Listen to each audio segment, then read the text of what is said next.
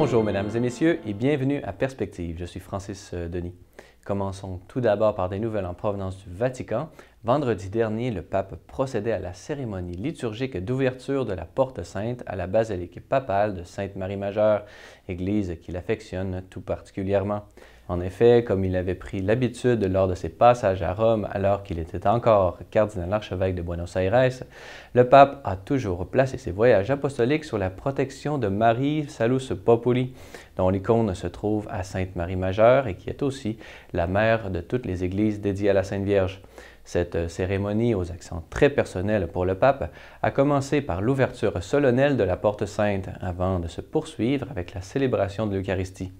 Dans son homélie, le Saint-Père a souligné que le pardon est ce qui renouvelle la vie. Marie enseigne à l'Église que le pardon offert sur le Golgotha ne connaît pas de limite. Ni la loi avec ses subtilités, ni la sagesse de ce monde avec ses distinctions ne peuvent l'arrêter.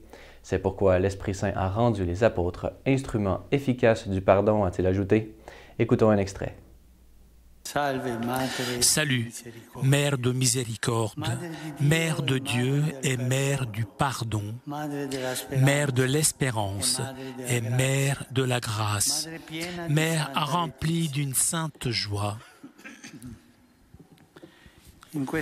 Dans ces quelques paroles se trouve la synthèse de la foi de générations de personnes qui, gardant leurs yeux fixés sur l'icône de la Vierge, lui demandent l'intercession et la consolation. Il est plus que jamais approprié qu'en ce jour, nous invoquions la Vierge Marie par-dessus tout comme Mère de la Miséricorde.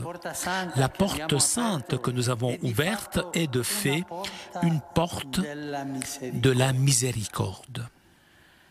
Quiconque passe ce seuil est appelé à s'immerger dans l'amour miséricordieux du Père avec une pleine confiance et sans aucune crainte.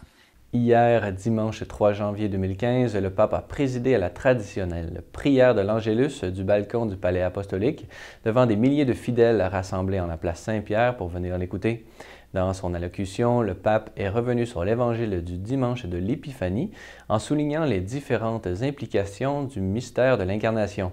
En effet, selon le pape, devant le mal qui nous entoure, nous sommes au contraire invités à ouvrir grande la porte de notre cœur à la parole de Dieu pour devenir ses enfants. Écoutons un extrait de cet Angélus. En cette année sainte de la miséricorde, faisons en sorte que l'Évangile devienne toujours plus cher, même dans notre vie. S'approcher de l'Évangile, méditer, l'incarner dans la vie quotidienne est la meilleure façon pour connaître Jésus et pour le porter aux autres.